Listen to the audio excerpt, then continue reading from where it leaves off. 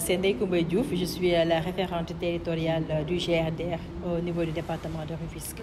Alors cette rencontre avec les médias communautaires, ça s'inscrit dans le cadre de la diffusion du profil migratoire de Rufisque. Donc c'est un document qui avait été élaboré et qui a suivi un processus assez inclusif, qui a inclus un comité de pilotage où on a effectué également des focus groups auprès de différentes catégories d'acteurs au niveau du département de Rufisque. Et c'est un document qui vise en réalité à documenter les dynamiques migratoires au niveau du département rufisquois, de mieux saisir quels sont les enjeux de la migration, de saisir également les défis qui se posent encore à la migration au niveau du département de Rufisque. Cette rencontre de diffusion vise également à amener les journalistes à mieux parler en réalité de la migration au niveau du territoire département rufisquois, quand même d'analyser la migration sous sa grande globalité, parce qu'aujourd'hui quand on parle de migration, on a très souvent tendance à limiter vraiment la migration à ce phénomène-là de migration irrégulière, mais en occultant quand même d'autres dynamiques, d'autres processus migratoires qui sont aujourd'hui en train de se développer sur le territoire départemental rufisquois et qui peuvent en réalité accompagner le département dans la réalisation des objectifs de développement économique et social. Et donc il s'agissait pour nous d'échanger davantage avec les médias communautaires sur le document de profil migratoire afin de les amener à une plus large communication sur la migration, de les inciter et de les exhorter à réaliser davantage d'émissions sur cette question-là, mais également à réaliser davantage d'animations territoriales sur cette question-là, afin d'amener les gens à mieux comprendre les réalités migratoires, mais en même temps aussi il ne faut pas l'occulter cette question également, en même temps de jouer un rôle de sensibilisation, de diffusion de la bonne information concernant les réalités migratoires au niveau du département de Rufisque. Au-delà des journalistes, y a-t-il d'autres cibles? Absolument, parce que là, on est encore dans le processus de diffusion. Donc, ça va se faire jusqu'en fin du mois de mai. Il y a d'autres cibles, par exemple, et on a prévu une rencontre entre les collectivités territoriales et les acteurs économiques qui opèrent au niveau du territoire départemental. Parce qu'il ne faut pas oublier qu'aujourd'hui, le département de Rufisque accueille beaucoup d'acteurs économiques qui opèrent sur le territoire départemental. On voudrait bien les amener également à mieux comprendre les réalités migratoires et en même temps qu'on puisse les amener, en tout cas, davantage à inscrire la politique de RSE dans la réalisation d'opportunités économiques qui puissent permettre aujourd'hui aux jeunes, aux populations du département de Rufisque de faire de la migration un choix, mais que ce ne soit pas uniquement l'unique alternative qui s'offre à eux au niveau de ce territoire départemental-là. Après, il y a d'autres acteurs également qui seront aussi invités à discuter, à échanger davantage sur cette question, notamment le comité de pilotage qui nous a accompagnés et qui était composé des services techniques départementaux et voilà, des acteurs locaux, des leaders d'opinion qu'on a pu trouver sur le territoire départemental. Là. On va encore retourner vers eux, qu'on puisse également nous dire aujourd'hui comment ils comptent utiliser surtout ce document-là pour pouvoir mieux promouvoir, pour pouvoir mieux échanger, sensibiliser sur la question migratoire au niveau du territoire départemental. Je suis agent municipal à Bargny et membre du comité de pilotage de ce projet informant qui a pour but de fournir toutes les informations d'aide à la décision pour les collectivités territoriales, mais surtout pour la sensibilisation en ce qui concerne les médias, tout ce qui est réseaux sociaux et les acteurs principaux de l'économie de ce département. Alors c'est un projet assez important parce que ce qui est le plus important et ce qui nous a frappé dans ce projet, c'est de mettre en valeur les opportunités qui s'offrent aux jeunes. Alors c'est vrai que Rufisque souffre d'une situation environnementale peu enviable, avec le changement climatique et ses conséquences, et les projets de l'État qui se sont installés, notamment des projets assez polluants. Mais je pense que derrière ce tableau alarmant, je pense qu'il faut voir, n'est-ce pas, une situation d'opportunité pour les jeunes. Parce que Rufisque est peut-être le seul département qui a deux ports de cette envergure, qui a deux pôles urbains, n'est-ce pas, avec beaucoup d'opportunités. Pour exemple, le pôle urbain de Diamniadio va accueillir à terme 350 000 habitants. Donc tout ça, pour moi, pour nous, c'est un bassin de consommation énorme, et une source d'entrepreneuriat pour l'offre de services et de biens pour ces jeunes. pour ces jeunes qui sont désespérés, n'est-ce pas? Parce que dans ce projet aussi, ce qui est ressorti, c'est plutôt l'immigration clandestine, parce que tout le monde sait que le département est un point de départ pour l'immigration clandestine. Et ce projet a fait ressortir aussi qu'il faut offrir à ces jeunes-là des opportunités de rester, des horizons pour rester, pour développer ce pays. Monsieur Omar Sène, le premier vice-président du conseil départemental représentant Pape Mamadou Fam, est empêché. Voilà, revenez juste sur l'importance de cette rencontre. Nous sommes aujourd'hui ici présents pour l'importance de cette rencontre initiée par nos partenaires du GRDR, appliquée par le conseil départemental de Rufisque. Nous y voyons l'intérêt de nos jeunes et de la population rufisquoise dans l'ensemble et même dans un maillage territorial.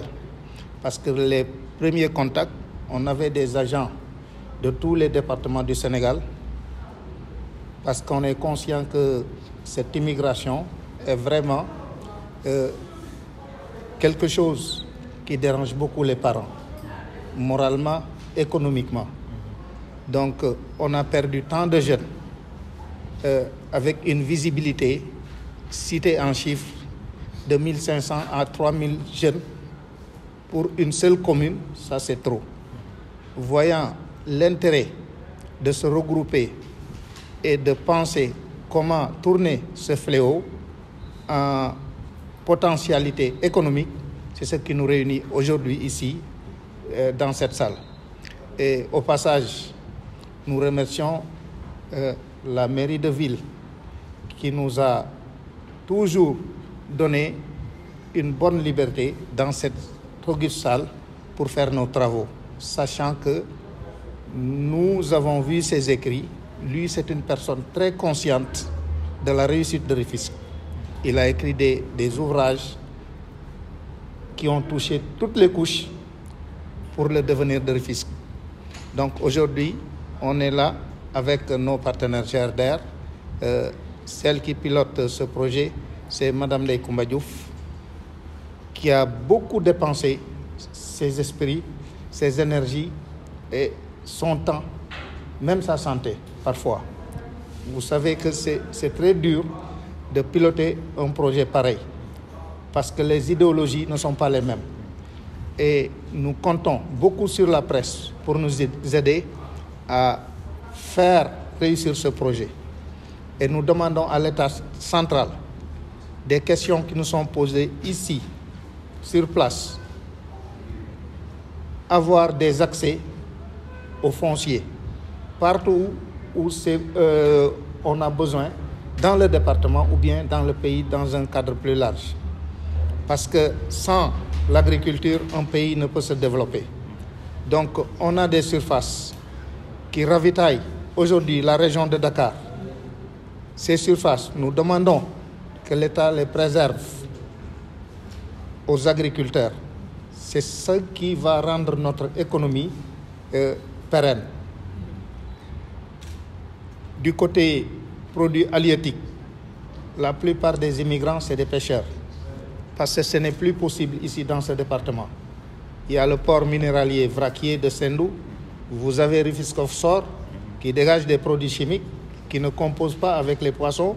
Pour avoir du poisson, il faut aller en profondeur de mer.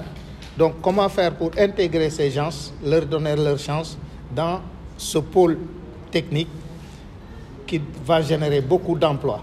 Mais générer beaucoup d'emplois, c'est aussi intégrer nos jeunes à y aller. Vous avez, quand on faisait l'AIBD, il y a ce qu'on appelle manœuvre spécialisée.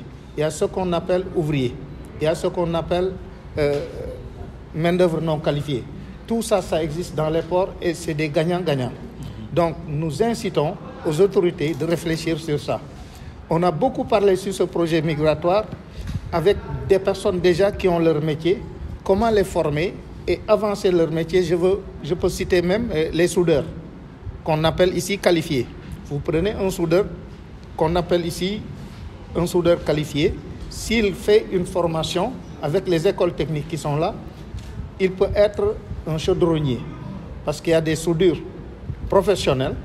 Et si cette personne a le diplôme d'un soudeur professionnel, il peut être employé là-bas à Rufisque Offshore. On a coordonné avec les écoles qui sont sur place pour voir comment intégrer nos jeunes. Ceux qui sont partis aussi et qui n'ont pas de métier et qui voulaient travailler là-bas dans les champs, on a des surfaces pour travailler. L'État n'a qu'à nous aider à bien gérer nos agriculteurs, à les financer. Parce que nous, conseil départemental, on s'est efforcé avec la coopération francilienne à avoir des dons en agriculture, du matériel agriculture qu'on a légué aux agriculteurs de Lendeng qui détiennent peut-être quelque chose comme 57 hectares aujourd'hui. On les a donné du matériel agricole à hauteur de 90 millions. Et on est en train d'en voir pour d'autres secteurs pour les aider.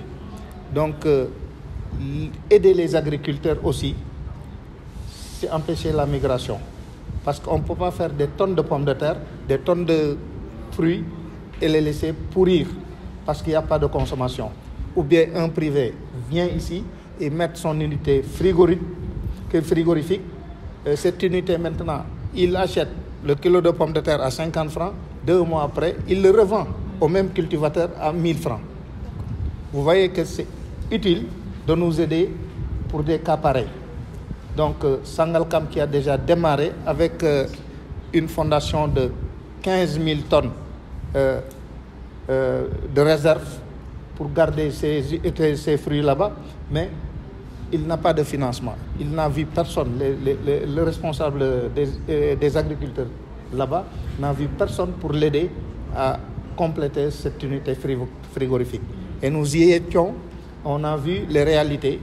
Donc on demande aux autorités départementales et à l'État central de se concentrer sur de tels projets pour faire réussir nos enfants. Et on demanderait à nos parents aussi 5 jeunes qui donnent un minimum de 500 000 francs par jeune pour voyager. Ces 5 jeunes, vous regroupez 5 jeunes, vous avez 2 millions 500 comme ça. Les 2 millions 500, vous contactez un technicien, il peut vous mettre un projet qui va revenir dans 6 mois avec 6 ou 8 millions. Donc, on n'a qu'à réfléchir. On n'interdit pas la migration. Si c'est régulier, c'est bon. Si ce n'est pas régulier, il y a des risques. Vouloir réussir pour sacrifier tes parents qui sont déjà à la retraite, vraiment, c'est à revoir. Voilà. Donc, c'était pour ça.